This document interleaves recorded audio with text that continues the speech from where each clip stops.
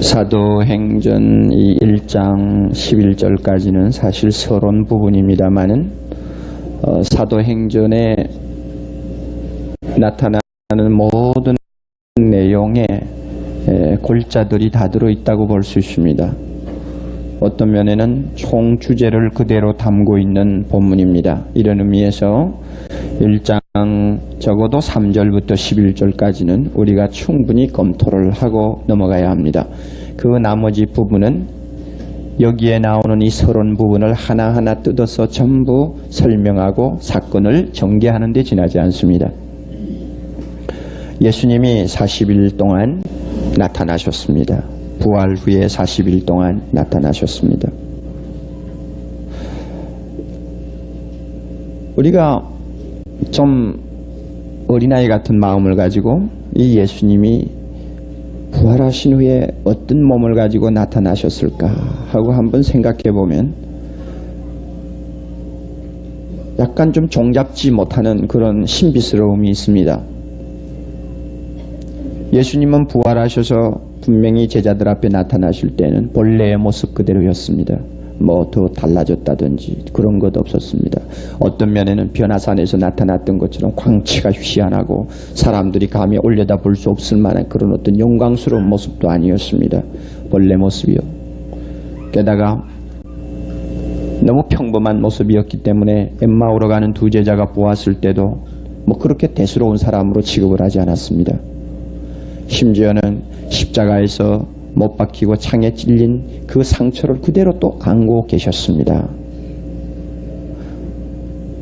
어떻게 보면 살과 뼈가 없는 용인 것 같이 느껴집니다만 주님이 친히 말씀하시기를 나는 살과 뼈가 있으니 만져보라고 그랬습니다.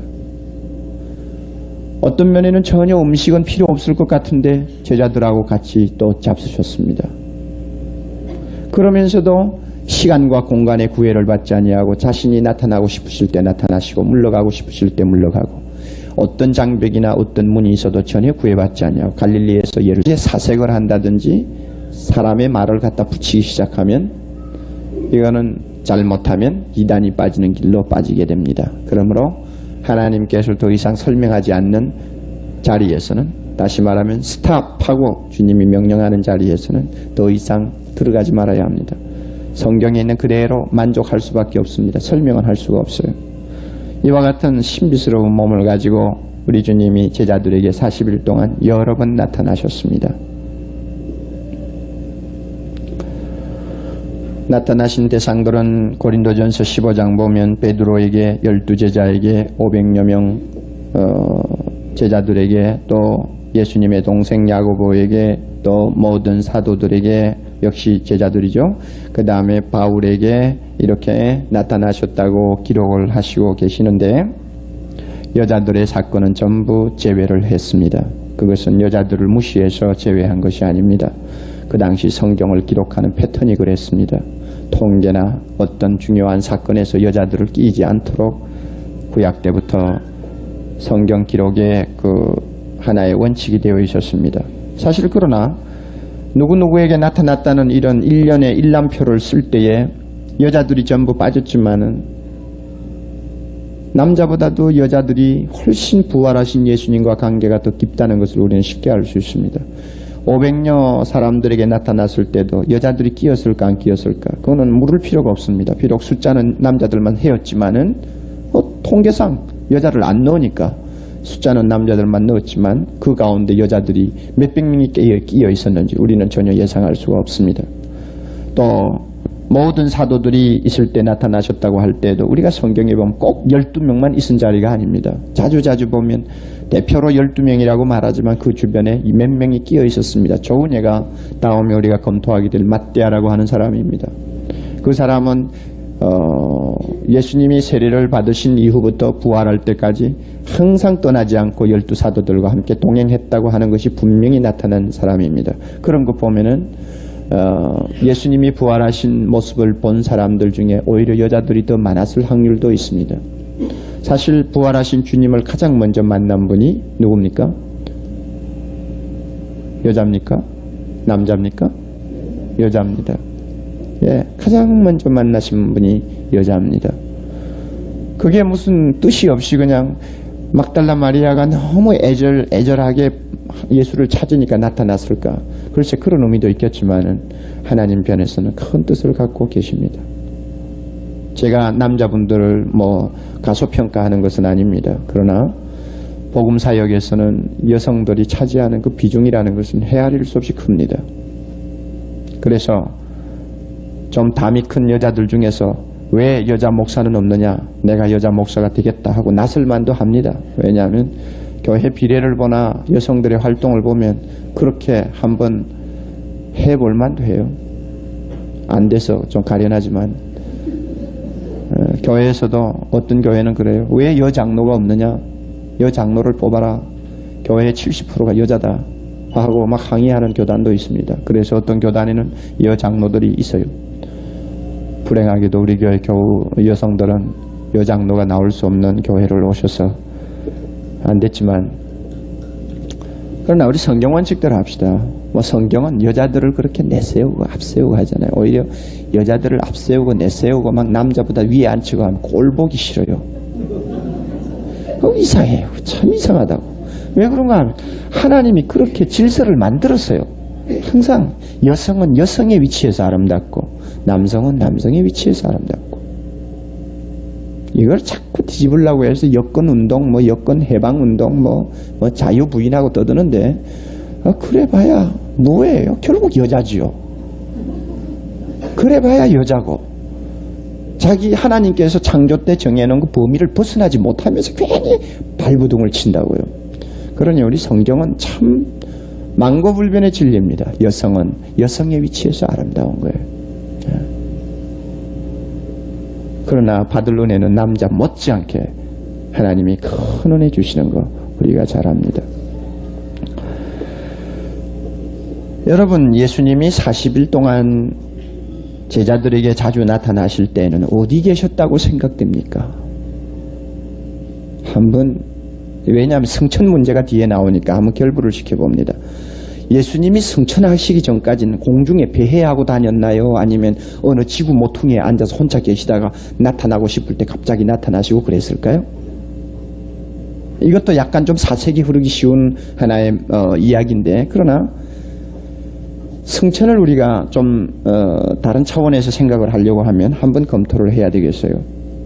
아마 이 가운데서 예수님이 40일 동안 머리 둘 곳이 없어서 공중에 배회하고 돌아다녔다고 생각하지는 절대 않을 겁니다. 그렇죠? 그러면 제자들에게 나타나기 전인 나타나지 아니하는 시간에는 어디에 계셨을까? 미지수예요. 그러니까 여기에서 우리가 생각할 것은 꼭 승천 때에 예수님이 하나님 우편에 가셨는가 하는 문제입니다.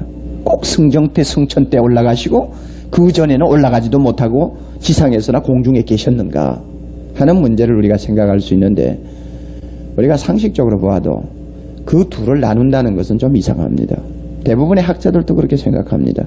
예수님이 부활하신 후에 이미 영광을 받으신 분입니다. 그렇죠? 부활을 통해서 영광 받으셨다고 그랬지 승천을 통해서 영광 받으셨다고 하지 않습니다. 부활을 통해서 그는 하나님 우편에 앉으셨다. 십자가, 부활, 하나님 우편의 영광, 이렇지 꼭 승천의 과정을 거쳤으니까 예수님이 하나님 우편에 앉으셨다. 이렇게 꼭 공식적으로 나누는 것은 좀 이상합니다. 그러면 승천은 뭐냐? 제 이야기 여러분 따라옵니까 지금? 따라오고 계세요? 그러면 예수님이 부활하신 후에 즉시 그는 영광 받으신 분이요, 하나님 우편에 이미 앉으신 분이요, 이미 승리하신 분이요, 그 하늘과 땅의 모든 권세를 하나님이 자기 손에 주신 거 이미 공포하신 분이요, 교회를 세상에 파송하신 분이요, 부르실 자를 부르신 분이요, 모든 권세 다 가진 분입니다. 그러면 승천이 뭐냐? 승천할 때 보니까 제자들이 보니까 어떻게 했나요? 들려 올라갔죠. 들려오는 천사 두 분이 양쪽에서 호위를 하시고, 그 다음에 조금 있으니까 구름이 가리워서 보이지 않고 사라졌습니다. 어디를 가셨을까요? 어디를 가셨어요? 하늘로. 하나님 참 감사하세요. 왜냐하면 우리가 이해할 수 있는 말로 가지고 전부 표현을 합니다. 그렇지 아니하면 우리의 이 개념이 윤곽을 잡을 수가 없어요. 그러니까 하나님께서 우리가 알아들을 수 있는 방향으로 인도하시고, 그런데 이 성천의 사건은 뭐냐? 제자들 보기 올라가셨어요. 그러면 진짜 공중으로 가버리셨느냐? 그건 말도 안 돼요. 공중에 어디를 간단 말입니까? 그 성천의 사건은 이것입니다. 예수님의 지상 사역, 그리고 자기 몸을 실제로 제자들에게 보여주는 그 사건은 이제 완전히 종결되었다는 것을 제자들에게 마지막으로 보여주는 하나의 장면이었습니다. 이제는 예수님께서 육신의 모습으로 제자들 앞에 나타나는 일은 이제 전부 끝났다. 이제는 예수님께서는 완전히 자기 사역 끝내시고 하나님의 나라에 계신다 하는 것을 제자들에게 시각적으로 분명하게 보여주는 하나의 사건이 승천이었습니다. 그러므로 승천할 때 그가 올라가신 모습이 보였지만은 40일 동안 제자들에게 나타나지 아니하실 때에 계셨던 그 상황 그대로 다시 돌아가신 겁니다. 그렇게 우리는 보는 것이 좋은 것입니다.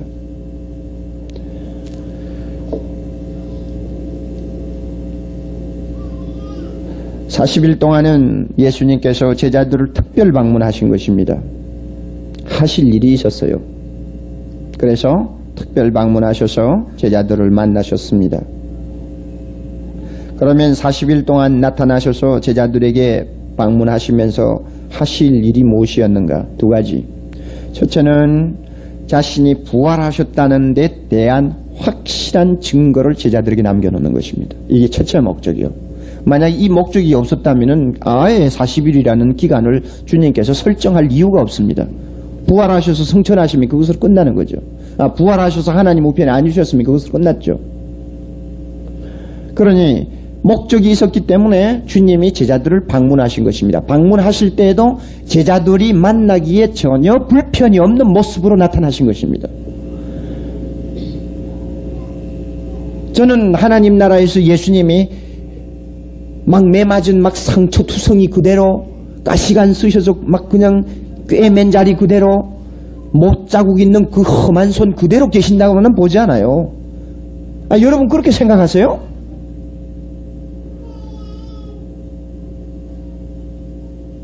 그렇다면 나도 이 흉터가 하나 있는데 이거 끝까지 안 남고 끝까지 남을 가능성이 있죠. 그것은 어디까지나 바로 제자들 앞에 나타나신 그분이 십자가를 지신 분이요. 제자들이 3년 동안 따라다니시던 그 구주 예수 그리스도라는 것을 제자들로 하여금 의심하지 않도록 제자들을 위해서 나타난 모습이지, 꼭 엠마오로 가던 허름한 옷을 입은 나그네처럼 하늘에 계신다, 또 뭐 못자국을 그대로 가지고 계신다, 뭐 어떤 또 설교자는 지금도 피가 툭툭 떨어지는 두 손을 들고 하나님 앞에 기도하신다. 물론 주님의 그 십자가의 은혜를 우리가 좀 그리면서 감상하기는 좋은 일이지만 진짜 피가 툭툭 떨어지는 손을 그대로 갖고 계시나요 지금도? 예, 그것은 일종의 이제 묘사지요. 묘사고 우리가 십자가의 공로를 좀 참 크게 생각하기 위해서 좀 우리에게 적절하게 표현하느라고 그러는 것이지, 하나님 우편에서 주님의 모습이 얼마나 영광스럽겠어요. 온 천군 천사가 무릎 꿇고 경배하며 멸관을 벗어 드리는 그 영광을 우리가 어떻게 표현합니까? 표현할 수가 없죠. 그러니 40일 동안 주님이 나타나신 목적은 내가 바로 십자가에 죽은 그 예수 그리스도라는 것을 제자들에게 확인시키는 것이 목적이었습니다. 그래서 40일 끝나자 그것이 그 일이 이제 완전히 주님 보시기에 만족할 만큼 완결이 된 것입니다. 이제는 제자들이 조금 더 의심하지 않을 수 있도록 주님이 준비시키셨다고 확신하신 것입니다. 또 하나 목적은 제자들이 예수님의 일을 계승할 수 있도록 준비 작업한 것입니다. 그래서 오늘 우리가 읽은 본문 보면 3절에 주님은 40일 동안 제자들에게 나타나셔서 다른 말씀하시지 않고 하나님 나라에 관해서 말씀하셨다고 했습니다. 자, 이 문제는 우리가 조금 있다가 돌리고요. 여러분, 예수님이 승천하실 때 이 구름이 주님을 가렸다고 분명히 말씀하고 계시는데, 이 구름에 대해서도 우리가 이해를 좀 해두시는 것이 좋습니다. 조개구름인지 뭉게구름인지 무슨 구름인지 우린 잘 모르지만 우리가 하늘에서 보는 그런 구름하고 생각하지 마세요. 우리가 알아들을 수 있는 표현인데, 여러분 기억납니까? 출애굽기 40장 34절 보면 광야에서 하나님이 계시는 회막에 무엇이 덮였나요? 구름이 덮였어요. 솔로몬이 성전을 지어놓고 낙성식 할 때 그 성전 안에 무엇이 가득했나요? 구름이 가득해서 솔로몬이 도무지 접근을 할 수 없을 만큼 가득했다. 그 두 가지다. 그 두 사건 다 구름을 무엇으로 설명했느냐 하면 하나님의 임재하심을 통해서 나타나는 영광이라고 그랬습니다. 그렇죠? 영광. 또 신약에 들어와서 보면은 여러분 마가복음 9장 7절에 예수님이 베나산에 올라가셨는데 예수님의 모습이 찬란하게 빛납니다. 그때 마침 구름이 와서 저희를 덮었습니다. 그리고 구름 속에서 소리가 났습니다. 이 구름이 뭐예요? 하나님의 영광의 임재입니다. 또 마가복음 14장 62절 주님이 재판석에서 재판을 받을 때에 대제사장들에게 그가 분명히 공언하시기를 인자가 전능자의 우편에 앉은 것과 하늘 구름을 타고 오는 것을 너희가 보리라 그랬습니다. 이 구름은 우리가 생각하는 구름이 아니에요. 하나님의 영광의 표현입니다. 마찬가지로 예수님이 승천하실 때에 그가 구름이 가리워서 더 이상 보이지 않도록 하나님의 영광이 그를 가린 것입니다. 완전히. 이 구름은 하나님의 영광, 하나님의 임재의 영광을 표하는 성경적인 하나의 상징입니다.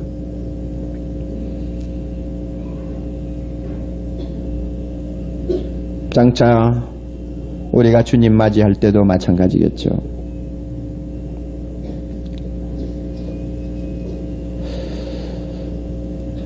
여러분, 이 예수님이 이렇게 부활하셔서 영광스러운 몸을 가지고 나타나시고 또 떠나시고 하는 모습, 또 주님이 장차 이 영광스러운 몸을 가지고 구름을 타고 오신다는 이 말씀을 들을 때 여러분 마음속에 뭐가 기대감이 좀 있습니까?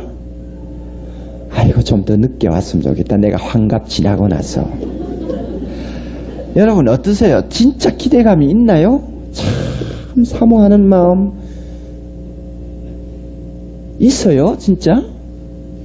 이게 문제예요. 사실 따지고 보면 다들 물론 뭐 죽고 싶다는 말은 아닙니다. 우리가 생명의 본능이 있기 때문에 죽고 싶은 사람은 아무도 없습니다. 그러나 죽고 싶다, 살고 싶다 하는 것하고 예수 그리스도의 재림을 기다리며 그분의 영광을 보기를 사모하는 영적인 갈급함은 다른 거예요. 우리에게 이거 있나요? 한번 자신에게 물어보세요. 정말 예수 믿는 사람으로서 재림에 대한 부푼 꿈이 있어요? 영광스러운 나의 모습을 그려볼 수 있는 꿈이 있나요?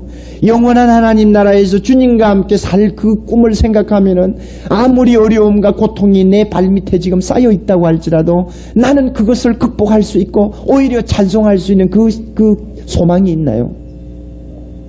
그만 막연히 예수님의 재림에 대해서 승천에 대해서 그냥 듣는 거예요? 하나님의 말씀을 우리의 영적 생명과 직결시키세요. 말씀은 말씀대로 돌고 나는 나대로 도는 이원론적인 그런 신앙생활 하지 말고 말씀이 바로 나 자신이 되도록 여러분이 자신에게 끌어들이세요. 그러니까 자기를 한번 검토해보세요. 마음으로 여러분 설교 들으면서 기도해야 합니다. 주님, 사람의 말로 표현할 수 없는 주님의 그 영광스러운 몸, 장차 내가 입을 몸인데 참 감사합니다. 나 그 소망 갖고 있어요.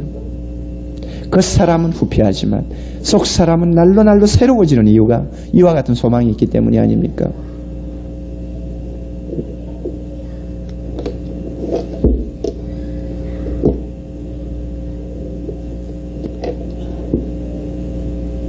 저는 항상 이런 소망을 가지고 삽니다. 그러지 아니하면 이 세상의 것 가지고 무엇이 낙이냐 하고 물을 때에 대답할 말이 하나도 없어요. 저에게 무엇이 낙이냐고 물는다면 기다리는 낙입니다. 소망의 낙입니다. 이 목사가 되다 보니까 사람이 건늙어 가지고요, 조로를 해가지고 말이죠, 겉보기는 새파랗게 젊어 보이는데 속은 도대체 좋은 것도 없고 나쁜 것도 없어요. 왜냐하면 이 목사는 성경 말씀을 통해서 인생의 그 밑바닥을 너무 샅샅이 뒤지는 사람이요, 세상이 갖고 있는 그 허구성에 대해서 너무 염증을 느끼는 사람 중에 하나입니다. 인간이 성공했다, 아름답다, 건강하다, 사실 그것이 무엇이냐 하고 따질 때 성경 말씀을 가지고 그가 하나하나를 분석하면은 남는 것은 하루아침에 꽃과 같은 것밖에 남지를 않아요. 그러니까 세상을 사는 맛이 무엇이냐? 기다림의 맛입니다. 그러므로 그 기다림이 있기 때문에 더 열심히 일하려고 그러고 더 최선을 다하려고 그러죠. 나는 어떤 면에서는 좀 여건만 좋으면 우리 교회 저거 좀 오래오래 지었으면 좋겠어요. 기다림이 좋아요. 막상 들어가 놓으면 그렇고 그럴 거예요. 처음 한 달 동안은 와 하겠지만은 세상 일이 다 그렇잖아요. 그래서 주님이 우리에게 굉장한 소망을 주셨어요. 영광스러운 주님을 만나는 그 순간, 구름 타고 주님 앞으로 가는 그날, 그 영광은 우리가 어떻게 그리겠어요? 그 어린애 같죠? 그래요, 우리 어린애예요. 진짜 예수 믿는 사람 다 어린애예요. 하나님 앞에는 어른이 없어요. 다 어린애. 어린애처럼 즐거워하고 기뻐해요.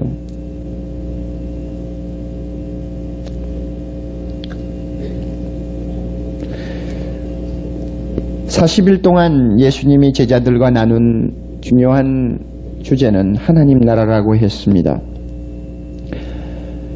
하나님의 나라에 관해서 예수님이 제자들과 말씀을 나누었어요. 왜냐하면 제자들이 이제 예수님을 대신해서 계승해야 될 일이 바로 이 하나님의 나라 일이었기 때문에 그것은 중요한 과제였습니다.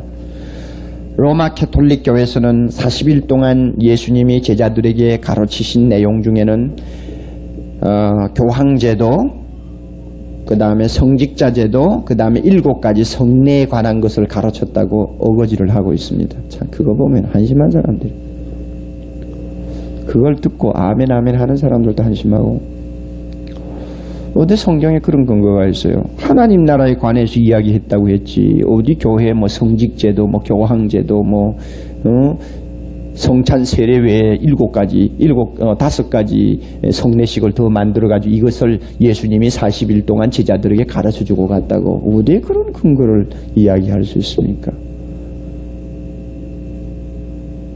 5월 4일 이제 교황이 오신다는데 나 좀 만났으면 좋겠어요. 당신 그렇게 하고 어떻게 사느냐고.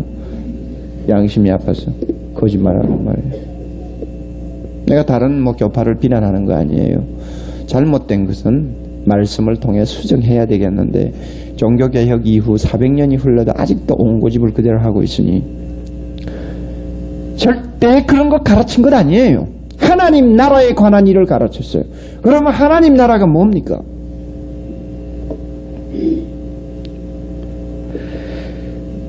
예수님의 지상 사역은 처음부터 하나님의 나라에 관한 것입니다. 마가복음 1장 15절에 예수님이 드디어 세례를 받고 공생의 첫 발을 내디디면서 주님이 그 입에서 처음으로 선포하신 말씀은 때가 찼고 하나님 나라가 무엇입니까? 그 다음에 가까웠으니 회개하고 복음을 믿으라. 주님의 지상 사역은 하나님 나라 선포부터 시작했습니다. 때가 찼고 하나님 나라가 가까웠으니 회개하고 복음을 믿으라. 이렇게 지상사역을 시작할 때 하나님 나라를 가지고 시작했는데 부활하신 다음에 제자들과 만난 자리에도 역시 주제는 하나님 나라였습니다. 그러므로 예수님이 십자가를 지시기 전이나 지신 후나 부활하기 전이나 부활 후나 예수님의 관심사는 동일했습니다.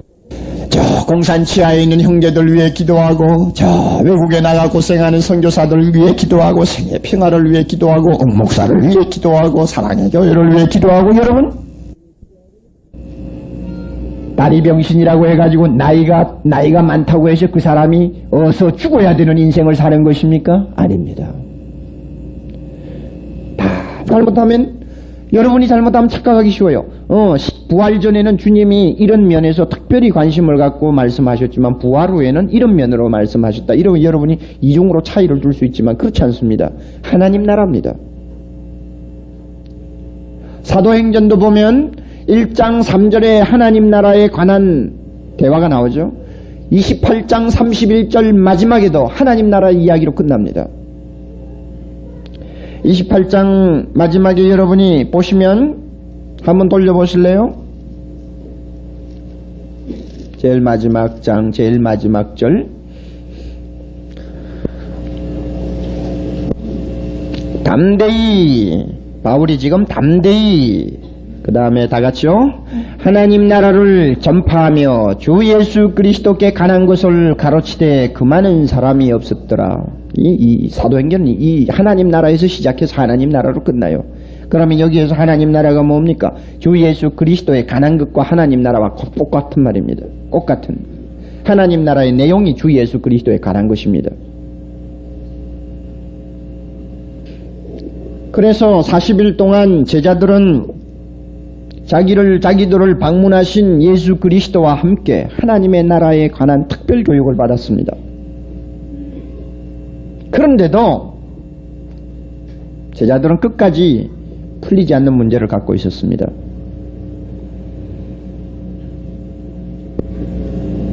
(6절에) 1장 6절에 보면 예수님 보고 하나님 나라가 임할 시기에 대해서 물었죠. 여기서 여러분 주께서 이스라엘 나라를 회복하심이 이때니까 할 때 이때 왜 이스라엘이라는 말을 붙였어요? 하나님 나라라고 하지 않고 왜 이스라엘 나라라고 그랬어요? 이게 유대인의 개념입니다. 유대인들은 이 하나님 나라를 생각하는 기본 사상이 선민 사상에 근거를 두고 있습니다. 우리 이스라엘 나라 백성만이 선택받았다. 그러므로 하나님께서 이스라엘 나라 선민을 중심으로 해서 세계를 통일하는 국가를 이룩하신다. 그리고 이스라엘 민족에게만 이 세계를 지배할 수 있는 영광과 특권과 권력을 주신다. 여기에 이스라엘 나라 사람들의 머리 골수에 깊이 박혀있는 하나의 신앙이었습니다.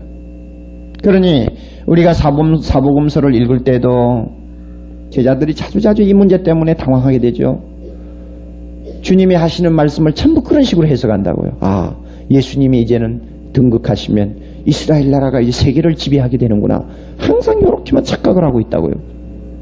그런데 40일 동안 예수님에게 하나님 나라에 관한 특별 교육을 받은 다음에 여전히 풀리지 않고 있는 숙제가 바로 이거예요.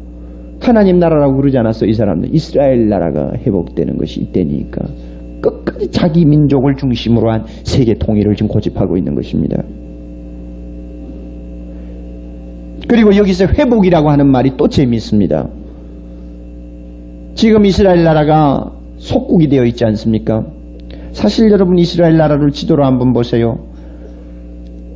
길이가 120마일이요 폭이 40마일. 어느 정도입니까? 120마일에 40마일이면 어느 정도입니까? 이거 어느 정도입니까? 우리나라 경기도, 충청도, 강원도 합한 것만 하나요? 별거 아니에요. 조그만하다고요. 그런 조그만한 나라가 몇백 년을 거쳐서 바벨론, 아수르, 히랍, 로마 차례차례로 강대국의 정복을 당해가 지배를 받고 왔습니다.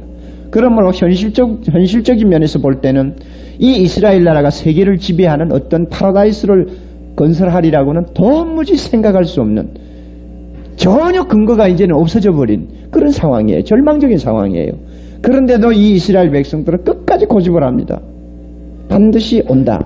지금도 전천년설을 주장하는 사람은 끝까지 그걸 고집하죠. 온다고 생각합니다. 그래서 그들은 하나님 나라라고 말하지 않고 이스라엘 나라가 언제 회복되겠습니까? 언제 해방받아서 세계를 지배하는 1등 강국이 되겠나이까?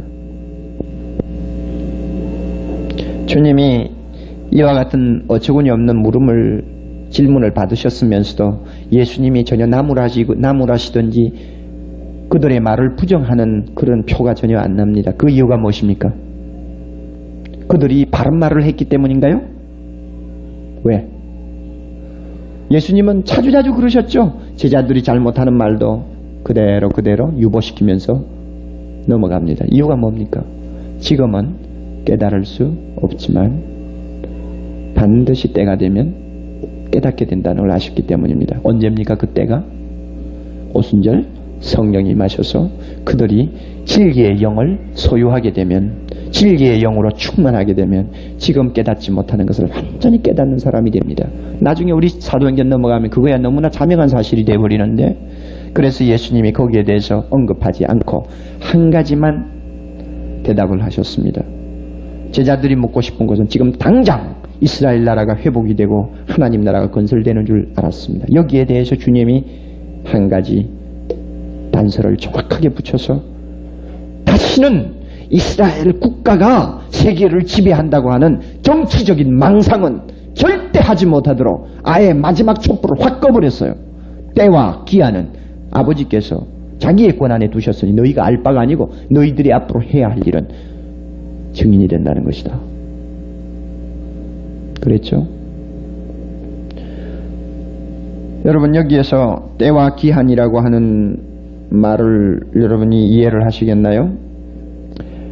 크로노스라고 하는 이 때라는 말은 기간이라는 뜻입니다. 기간. 그러니까 현재에서 재림할 때까지의 기간.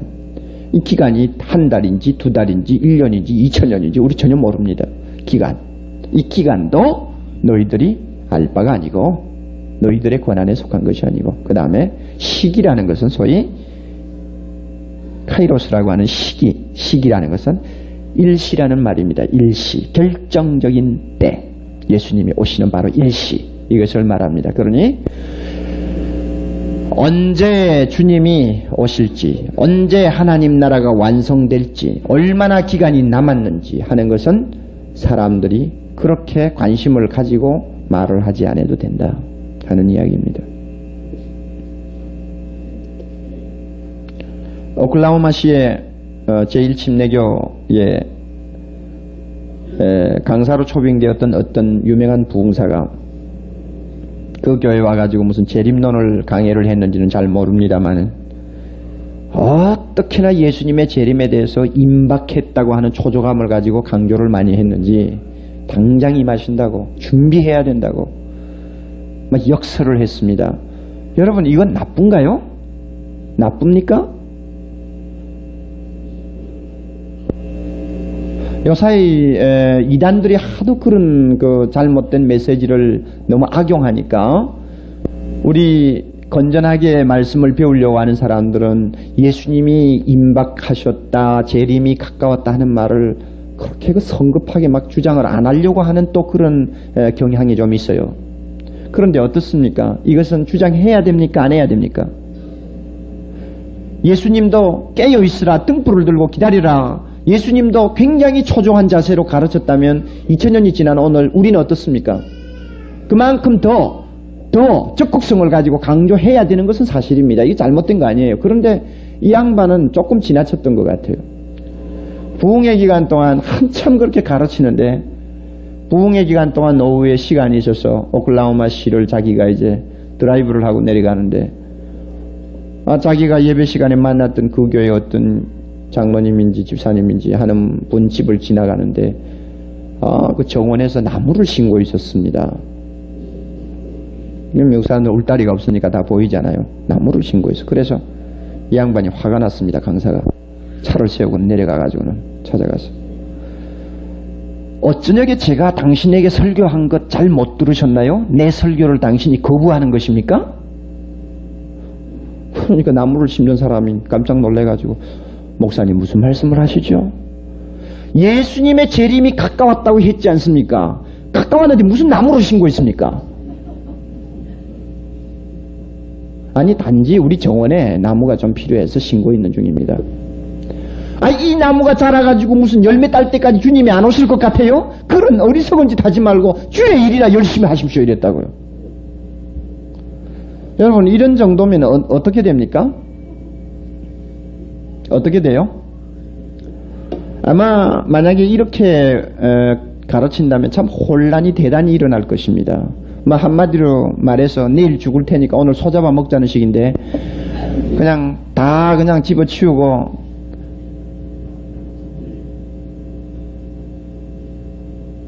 잘못 가르치는 분들이 있죠. 이래서 때와 시기에 관해서는 상당히 조심해야 합니다. 내일 당장 주님이 오신다고 할지라도 오늘 우리는 저녁밥을 해 먹어야 합니다. 그렇죠? 내일 당장 주님이 오신다고 해도 오늘 약혼한 사람은 약혼을 해야 합니다. 왜냐하면 세상살이니까. 내일 당장 주님이 오신다고 해도 내 사업 계획을 해야 합니다. 이건 우리가 맡은 일이니까. 그런데 예수님이 오시는 것이 가까웠으니 다른 일 다 집어치우고 다니면서 복음 전하는 일에만 전념하라고 자꾸 강조를 해버리면 완전히 현실과 신앙세계는 유리돼 버립니다. 그러니 여러분들이 부흥에 가서 듣는 것도 좋고 간증하는 사람들 말 듣는 것도 좋고 또 이 재림론을 특별히 강조하는 사람들의 글을 읽어도 좋습니다마는 성경적으로 건전하게 분별하면서 읽으세요. 아시겠어요?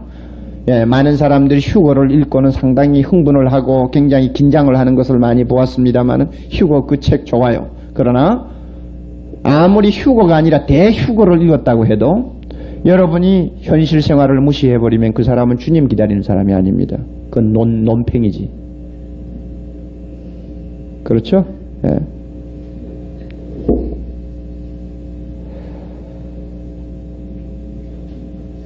예수님이 말씀하시는 하나님 나라는 이 세상에 속한 나라가 아닙니다. 주기도문에서 주의 나라 뭐죠? 주기도문에 뭐죠? 주기도문에 처음에 나라에 임하옵시며 뜻이 하늘에서 이룬 것 같이. 우리 교회에서 주기도문을 참 은혜스럽게 찬송하지 않습니까? 어떤 대학 교수는 우리 교회와 주기도문을 부를 때마다 큰 눈물이 쏟아진다고 그래요. 얼마나 멋있어요. 진짜 참 누가 그 비판만 안 한다면, 여러분들이 비판만 안 한다면 주기도문 부를 때만은 진짜 나라가 임하시옵소서 하는 표현으로 이렇게 부르고 싶어요. 그런데 내가 이러면 미쳤다고 할 것 같아서. 참, 이거 얼마나 영광스러운 찬양입니까? 주의 나라가 임하시옵소서. 주의 뜻이 하늘에서 이룬 것 같이 땅에서도 이루어지이다. 이것이 바로 하나님의 나라입니다. 그러니까 하나님의 나라가 뭐냐? 하나님의 뜻이 지상에 이루어지는 것. 하나님의 나라에 이루어진, 하늘에서 이루어진 것처럼 지상에 이루어지는 것. 이거 하나님의 나라입니다. 주기도문의 대명제 아닙니까? 얼마나 영광스러운 이야기인지 모릅니다. 하나님이 은혜 주시는 자들의 마음속에 세워지는 나라입니다. 하나님이 택하신 자들의 세계에 이루어지는 나라입니다. 예수 그리스도를 구주로 고백하고 죄 씻음을 받고 하나님의 자녀로 중생받은 사람들의 세계에 이루어지는 하나님의 나라입니다. 이 나라를 하나님 나라라고 부르는 이유는 하나님의 능력으로 하나님 자신이 세우는 나라이기 때문에 하나님 나라요. 하나님이 지배하시는 나라이기 때문에 하나님 나라요. 그 나라의 성격이 바로 영적인 성격을 갖고 있기 때문에 그것은 세상 나라가 아니고 하나님 나라입니다. 인간의 힘과 제도를 빌려서 완성되는 나라가 아닙니다. 다니엘이 환상 중에 본 것처럼 사람의 손에 들리지 아니한 돌멩이입니다. 사람이 받들고 와가지고 때리는 돌멩이가 아니고 사람의 손은 보이지 않습니다. 공중에 떠가지고 옵니다. 공중에 떠오는 돌멩이는 하나님의 능력에 의해서 오는 돌입니다. 그 돌이 세상 국가를 파괴하고 온 천지를 가득히 채운 것은 뭐냐? 하나님의 능력으로 건설되는 나라입니다. 그러므로 하나님은 이 나라 건설에 절대로 실패하지 않습니다. 실패하지 않기 위해서 이 나라 건설에 동참하는 교회를 성령의 능력으로 무장시켰습니다. 1장 8절에 오직 성령이 너희에게 임하시면 너희가 다이나마이트로 무장하고 하는 말입니다. 권능을 받고. 이건 감당할 수 없는 굉장한 폭발력을 지닌 오메가, 다이나마이트, 다 이런 의미가 권세라는 말이 들어가는데 이 놀라운 능력을 교회가 부여받게 되며 신자가 충만함을 받게 됩니다. 왜? 하나님의 나라는 하나님의 능력으로 이루어지는 나라이기 때문입니다. 그래서 사도행전 1장 1절부터 11절까지 볼 때, 자, 하나님의 나라라는 말이 나오고, 그 다음에 성령에 관해서 나오고, 그 다음에 증인에 대해서 나오고, 마지막 재림에 대한 이야기가 나옵니다. 네 가지 그 개념을 잘 연결을 시키세요. 보세요. 하나님 나라가 있습니다. 이 나라는 어떻게 완성되는 것입니까? 성령의 능력으로 누구를 통해서? 증인들을 통해서 완성됩니다. 완성되는 때가 언제입니까? 예수님의 재림 때입니다. 그래서 그 개념이 전부 이 좁은 성경 속에 다 들어있습니다. 여러분이 그래서 1절부터 11절까지 놓고 하나님 나라 표하고 성령 표하고 그 다음에 증인 표하고 그 다음에 가심을 본 그대로 오시리라고 네 군데만 빨갛게 표해 놓으면 전체가 하나로 묶어져 버립니다. 성령은 교회에 오셔서 교회를 하나님의 나라가 되게 하는 것보다도 하나님 나라의 증인이 되게 하는데 더 목적이 있습니다. 그러므로 증인이 누굽니까? 하나님의 나라의 역군들입니다. 누가 증인입니까? 제자들입니다. 그러면 증인이라는 뜻이 뭔가요? 보고 들은 것을 말하는 사람입니다. 우리 누가복음 24장 넘어갑시다. 누가복음 24장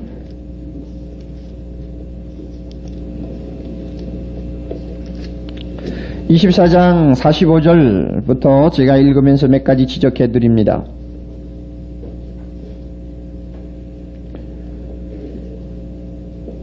부활하신 예수님이 이제 찾아오셔서 제자들에게 하시는 일입니다.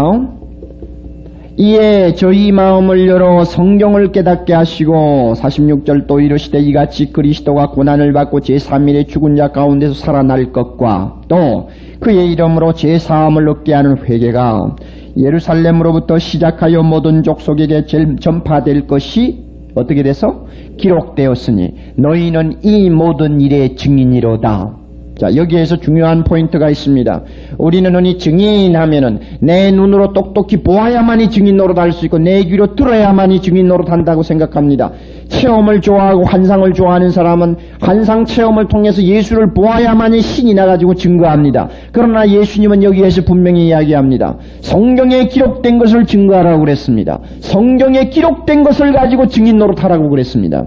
성경 안에 주님의 십자가와 부활과 성경 안에 하나님의 회개의 복음이 전 세계로 미칠 것이 다 기록되어 있는데 이것을 보고 이것 가지고 그대로 가지고 나가서 십자가 전하라고 했습니다. 그럴 때 그 사람이 보고 들은 것을 전하는 증인이요. 이 성경에 기록된 부활의 사건 그대로 가지고 가서 전하라고 합니다. 그 자가 비록 육신의 눈 가지고 목격하지 못했다는 사람이지만은 실제로 주님이 볼 때는 증인입니다. 보고 들은 것을 말하는 사람입니다. 하나님의 말씀을 통해서 우리는 증거합니다. 이 증거를 통해서 드디어 하나님 나라가 완성됩니다. 그 나라는 반드시 완성됩니다. 세계가 그 나라의 완성을 막지 못합니다. 성령의 능력으로 역사하는 그 나라를 마귀의 역사가 방해하지 못할 것이며 파괴하지 못할 것입니다. 예수님은 승리자입니다. 승리자가 다시 패배자가 되는 법은 없습니다. 증인이라는 말은 순교자라는 말입니다. 말투스 꽃 같은 말이에요. 증인, 순교자 꽃 같은 말입니다. 교회는 강합니다. 왜 강합니까? 교회의 모든 신자가 다 증인입니다. 목사만 증인 아니요. 모든 성도가 다 증인입니다. 그 증인들이 온 사방에 흩어져서 세상에 보냄을 받은 사람으로서 하나님의 나라를 건설합니다. 저 어두운 심령 마음속에 복음으로 그 마음에 그리스도가 지배하는 하나님 나라를 건설합니다. 그러나 이 증인들은 자기를 보호하는 나약하고 비겁한 사람들이 아닙니다. 증인은 바로 순교자입니다. 생명을 내어놓고 증거하기를 조금도 두려워하지 아니하는 자가 바로 교회요 증인입니다. 그래서 이 세계는 반드시 단계적으로 정복될 것입니다. 오직 성령이 너희에게 임하시면 너희가 권능을 받고 예루살렘, 그렇습니다. 예루살렘부터 복음화됩니다. 사도행전 1장부터 7장까지입니다. 반드시 그 다음에 온 유다와 사마리아, 그렇습니다. 2단계로 사마리아와 유대나라가 복음화됩니다. 8장 1절부터 11장 18절까지입니다. 그 다음에는 딱 끝까지 복음이 증거되어 복음화된다고 했습니다. 8장 19절부터 몇 장까지입니까? 이 세계 복음화 8장 19절부터 몇 장까지요? 뭘 성경을 돌리고 있어요? 몇 장까지예요? 뭐 28장이요? 무슨 28장이요? 28장에 뭐 한국이 들어있어요? 없어요. 사도행전은 장이 없어요. 이제는 주님 오시는 그날까지 장이에요. 그게 뭐 몇천 장이 될지 몇만 장이 될지. 딱 끝까지 8장 19절부터 이제는 주님이 오시는 그날까지 사도행전은 계속 기록됩니다. 왜냐하면 하나님의 나라 이야기는 끊어지지 않습니다. 중단되지 않습니다. 하나님의 나라 이야기는 장사 지내지 않습니다. 주님이 오시는 그날까지 계속 확장됩니다. 언제? 딱 끝까지. 여러분, 우리가 대각성 전도 집회를 앞에 두고 이런 본문을 통해서 다시 한번 우리 자신을 무장해야 합니다. 우리는 생명을 내어놓고 예수 그리스도를 증거하는 증인입니다. 그렇다고 말만 가지고 다니면서 전도하라는 말이 아닙니다. 내 인격과 내 삶 전체가 예수 그리스도와 하나님 나라를 증거하는 사람들입니다. 사람들이 나를 볼 때 예수를 알게 되고 나를 볼 때 하나님 나라가 있다는 걸 알게 되고 우리 삶을 볼 때 우리가 세상에 속한 자가 아니고 하나님 나라 속한 자라는 것을 알게 됩니다. 우리의 모든 존재가 증인으로서의 삶입니다. 우리는 성령의 능력을 입었습니다. 아멘입니까? 오늘도 성령은 우리를 무장시키고 있습니다. 나가라고 합니다. 전하라고 합니다. 말씀대로 살라고 합니다. 그래서 하나님 나라를 더욱더욱 확장시키라고 명령합니다. 주님은 순종하는 자에게 조금도 아끼지 않고 오직 성령이 너에게 임하시면 권능을 받는다는 그 말씀을 그대로 우리에게 다시 재현시켜 주시고 실천시켜 주십니다. 하나님 나라 패배하지 않습니다. 아무리 공산주의가 잔악하다고 할지라도 하나님 나라 꺾지 못합니다. 중공을 보세요. 절대로 하나님 나라 꺾지 못합니다. 반드시 승리합니다. 주님이 오시는 그날, 영광스러운 모습으로 우리가 그분을 만나는 그날, 우리는 승리의 계가를 부를 것입니다. 그 기다림이 있기 때문에, 그 비전이 있기 때문에 오늘 우리는 오늘의 삶 자체가 가치를 갖는 것이요, 의미를 갖는 것이요, 목적을 갖는 것입니다. 사도행전의 이 놀라운 축복이 우리 모두에게 충만하도록 날마다 기도하시고 능력으로 증인으로서의 삶을 순종하시기를 바랍니다. 다 같이 기도하십시다.